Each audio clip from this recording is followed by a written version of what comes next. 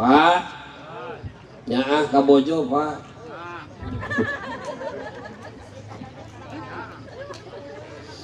Jika nu dendam ka pamajikan teh cinya Pak.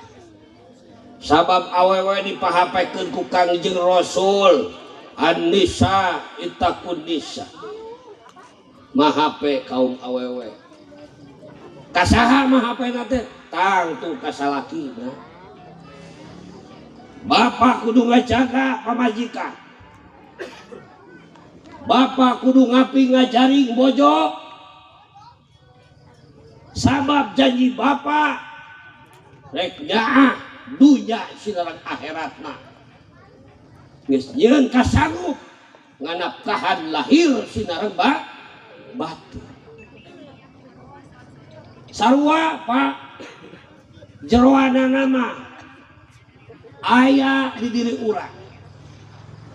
Awewe oge aya hatean betul.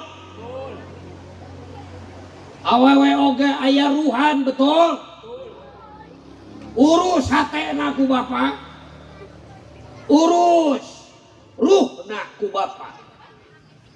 Ku ilmu tangtuna Pak. Lamun bapak teu paham tentang ilmu syariat, bapak tidak paham tentang ilmu tarekat, bapak tidak paham tentang ilmu hakikat, moal bisa ngurus pamajikan. Buktina pamajikan sering dangah ka urang Pak. Pamajikan sering nemal di mana dititah di papagahan ku urang Pak. Pamajikan sering ngabadeos, sering nongong nukang ka pangeran. Pamajikan sering ngalanggar karena hukum pangeran. Saeutik kaum awewe di mana karek ngider di buruan tatangga ngabring aya tiluan aya opatan geus ngecebrek ngomongkeun batur.